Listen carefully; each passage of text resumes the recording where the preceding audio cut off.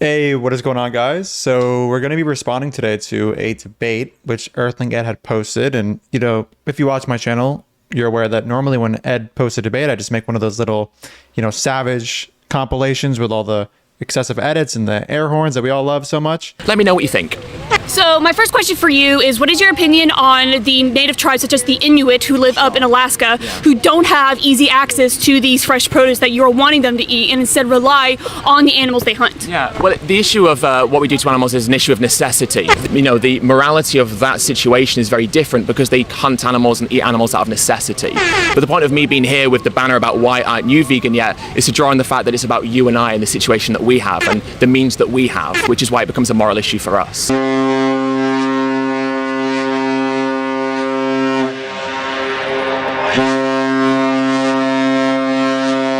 But sometimes there will be a person who at debates who makes a kind of argument or a level of argumentation toward veganism that I find so absurd that I find it worth it to, rather than, parody their whole thing or make fun of their whole argument to show how absurd it is, I'd rather seriously go through it and go through what some of the logical entailments of their argument or position is against veganism and these other things. And one more thing before we go on, I want to say that Ed did a fantastic job in this conversation.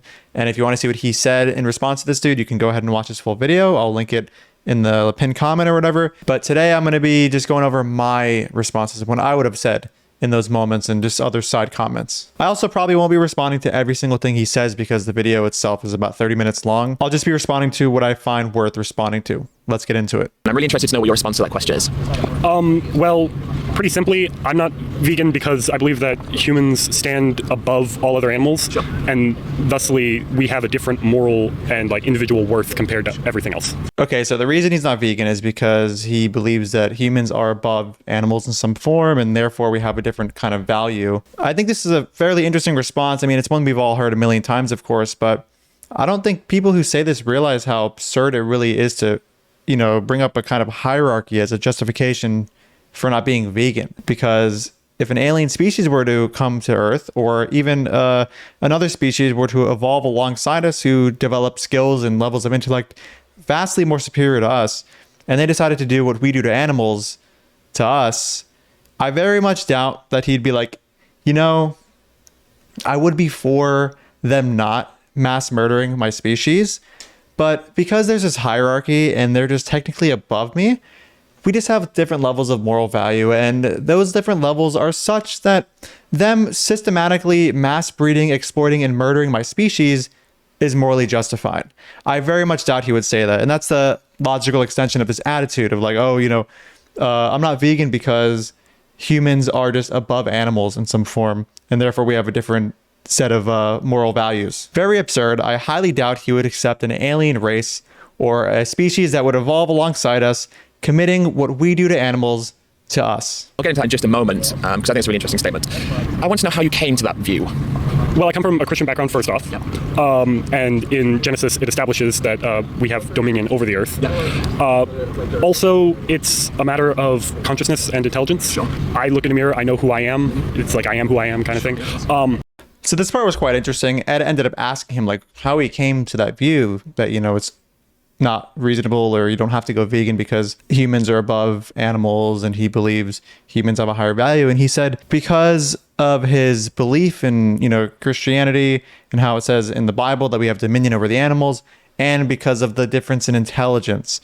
So we can add this to the hypothetical alien species or co-evolved species that are superior to us and say, what if they had like this Bible or this scripture, their own little version of Christianity that said, us aliens, we'll call them Alien X, whatever, just for the sake of the hypothetical, they have a religion and the scripture ends up saying something like, we aliens, Alien X, have dominion over human beings. I very much doubt he would view this as ethical. And then of course there's the level of intelligence thing that he named, and consciousness and being able to look at yourself in the mirror. So let's imagine that this alien species had a level of intelligence, 100 times more than our level of intelligence or something, and they had this other trait where it's their version of like seeing yourself in a mirror, where it's just some level of cognition so high that when you see that a human doesn't possess it, it's like, like we're just that much better than you and whatever. So let's assume that this species has the same kind of difference of intelligence Is he going to sit here and be like,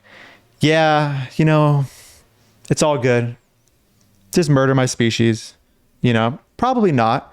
And the reason's going to likely be because he understands that humans can suffer and have a will to live and don't want to die.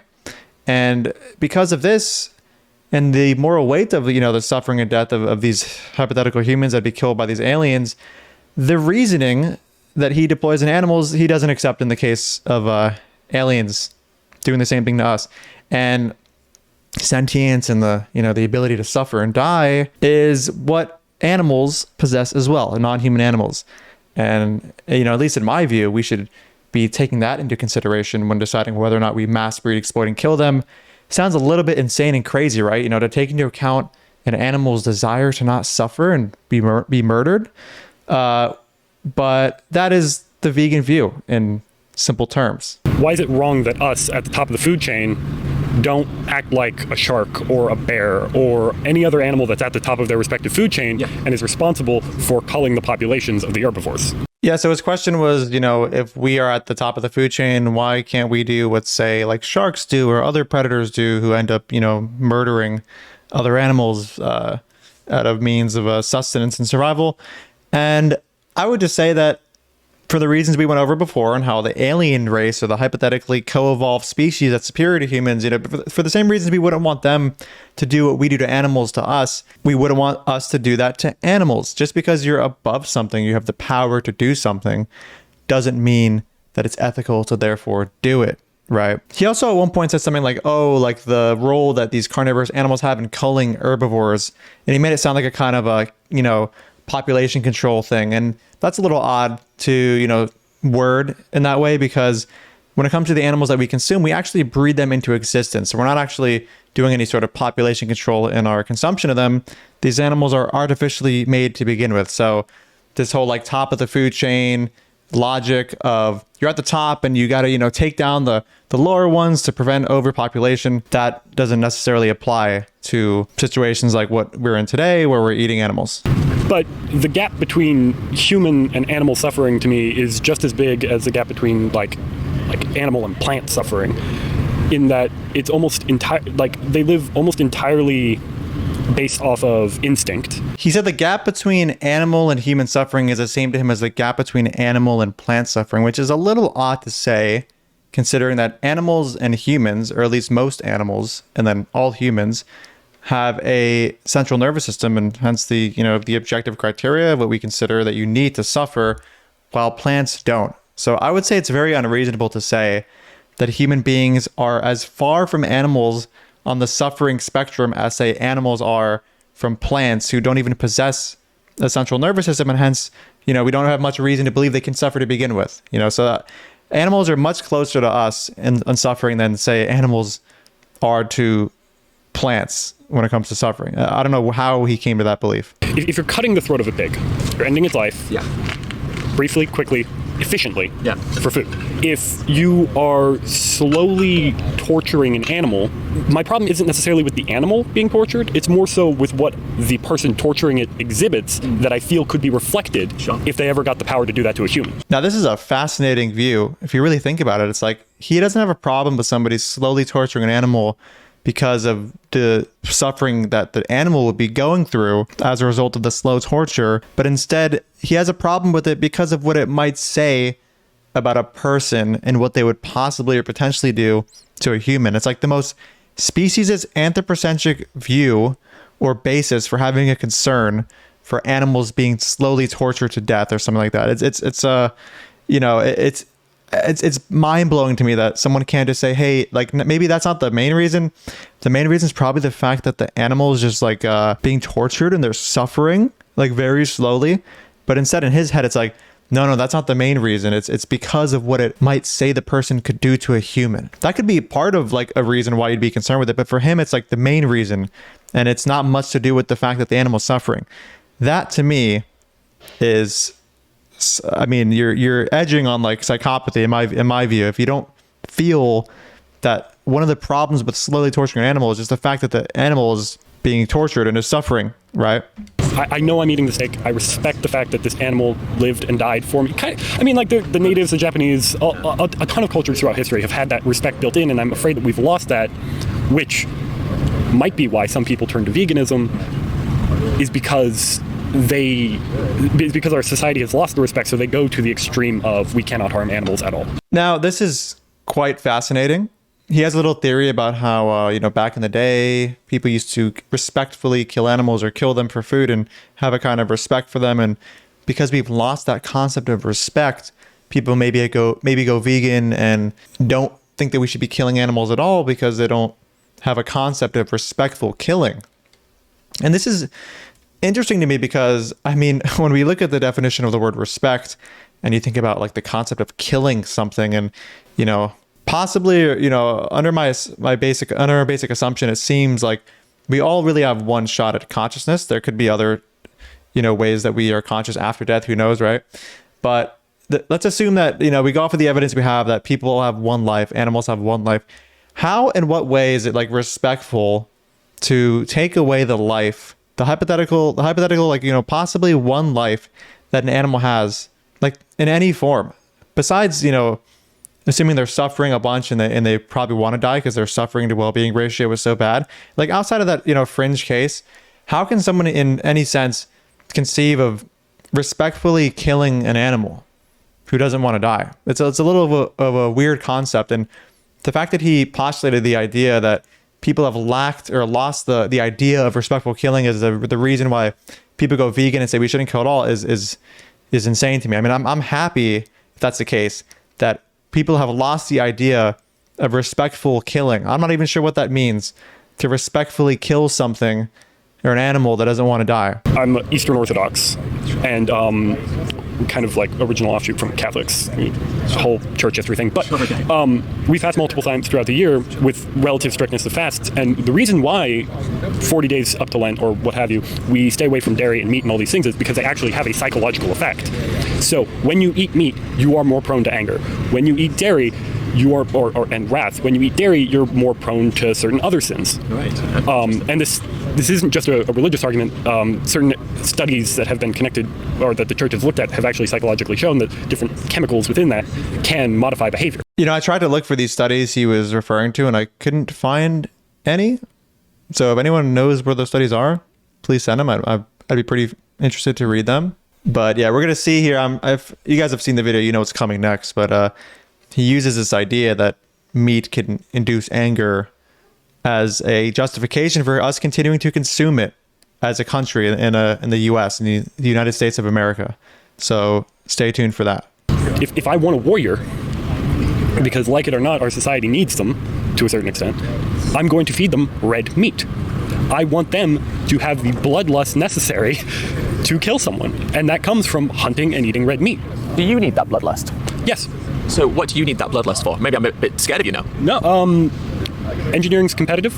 Sure. Life is competitive. Sure. And so when I choose to eat meat, I'm choosing to harness, I'm choosing to become a monster and then control that monster to become as productive in society as I can be. So a lot of problems here. First of all, he's going to have to empirically demonstrate that meat even has this property that can make you be more prone to bloodlust or have more anger, more power or whatever.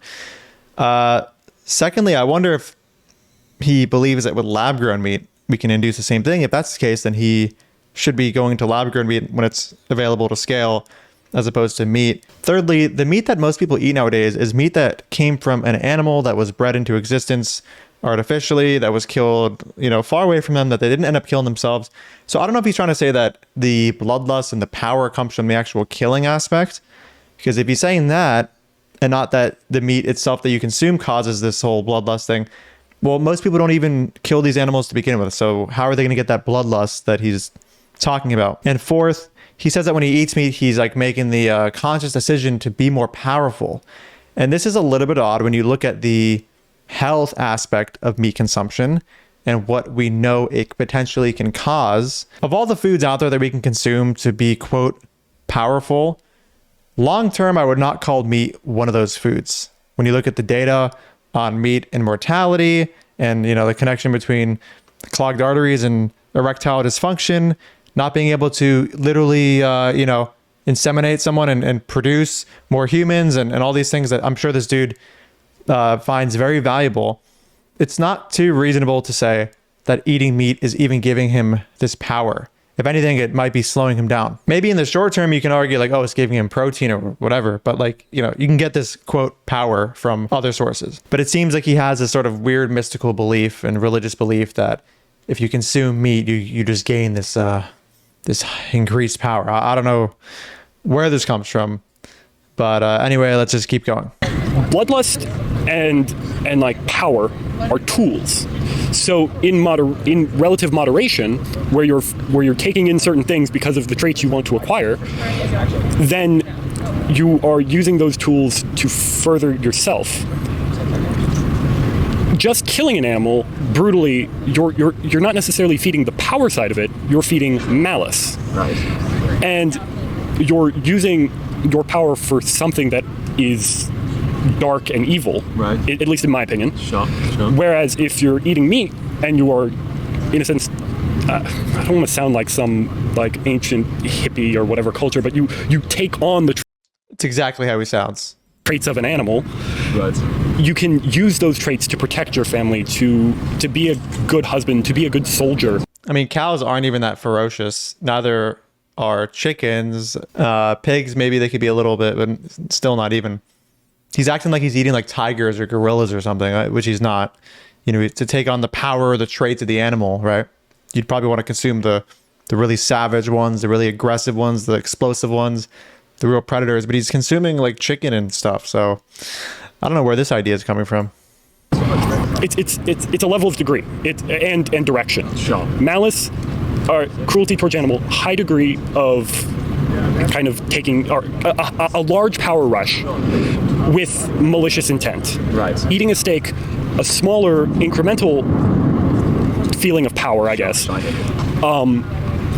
but without the malicious direction. I hope that makes some sense. I mean, It made no sense. it might be totally self-contradictory, but I think it potentially is partly, and also it's a very abstract thing you're concerning yourself with, and there's no quantifiable data, of course, to say that consuming a steak is going to increase your mental power. But just to bring it back to what we were saying, because I think I kind of think maybe we've gone off on an interesting tangent, but a tangent that I think is kind of a little bit not so quantifiable and a bit arbitrary maybe. So I'd like to bring it just back, and I'm just interested in establishing Ed just cracked on his entire argument there. Amazing. this kind of like chain of morality that you have again, because I think that there was and I'm going to use this word insincerity again, just to kind of like, okay, cool, appreciate that, thank you, Vladimir. So I'm going to use this word insincerity when it came to the difference between chopping a broccoli and cutting a pig's throat, because like I said before, I'm going to use these words, complete insanity, just to describe your view. I hope that's okay. That's what I would have said. our position at the top of the global hierarchy means that we have to have a certain degree of power. I believe that it is morally justified with the moral worth of an animal being what it is, in my mind, that we consume these animals to maintain our position at the top. Okay, so that's slightly different now, because before it was more of like an individual pursuit of like a competitiveness within a human context, but now it seems to be a little bit more of a broad abstract concept of humans need to be at the top, and if we stop eating animals and only eat plants, we're going to become lower down, and that seems what you were suggesting. The individual portion, I was speaking about myself personally. Yeah. Why I refrain from eating meat at certain times of the year, and while I am okay with eating meat during other times of the year. Right. For spiritual, religious reasons. Sure. As a society, I believe that we need people who are willing to harness and control their bloodlust, so that as a society and as a, I guess, species, we remain at the top. What would happen to our species if we stopped eating animals? I think we would end up. I mean, no disrespect. No, please, no, I'm fine. Don't worry about me. I think we would end up softer, weaker, and other nations that still consumed meat would overtake the United States, because they can harness something very primal and very dangerous that we've lost the ability to harness. Okay, so international relations, though, that's a new argument against veganism we haven't heard of, which is the The idea that we as a nation, as the United States, or I guess any country you're in, so, you know, if you're in Australia, if you're in the UK, whatever, you guys need to be consuming meat on a collective scale so that you can prevent yourselves from being out bloodlusted by another nation who ends up eating way more meat than you. Because if you don't consume meat, you run the risk of not being as powerful and as bloodlust filled as a neighboring or other nation who is eating meat. Absolutely amazing, guys. China, though, communist China, though, international relations, though, we have a new argument against veganism that we have never heard before. And I can't believe it took me this long to hear it. You know, honestly, with the whole like Russia invasion that happened recently and in the possibility of World War III, I'm thinking I'm going to go and end up eating some meat because I'm just not as powerful as I would be. And, you know, Russia does eat a lot of meat. And, you know, if we all go vegan over here in America, you know, Russia's going to take over the world, or China, or both. And maybe they'll do a little collab on us. And they love their meat. So, damn, I don't know what we're doing over here, like fighting for animals when, you know, the human race is at stake. We have a nuclear war possibly coming. Are we really going to let these bloodlust-filled, meat-eating people eat more meat than us and just fuck us up in battle? Jokes aside, I'd like to know like what he thinks about a pure vegan, absolutely like a vegan fighter fucking up a non-vegan fighter who eats way more meat than the vegan. What he would say about that is that a case where the bloodlust effect of meat just didn't happen, or what? Or would he say, oh, that's an outlier case? I'm talking like on average or something. Like who knows what he would say? That's basically the end of the video. This is the main part I really wanted to cover because as you know on the channel, I like to find really intelligent arguments against veganism and sarcastically respond as if I'm defeated to them. Although this isn't even sarcasm. I do feel defeated. This is a little scary. So probably I'm going to head to the market after this and get some bloodlust and some power. So thank you so much for watching. If you support my work and want to support me on Patreon, you can sign up for no more than $1 per month, or you can become a YouTube member and use one of my amazing emojis I have, and I'll put that on the screen right now.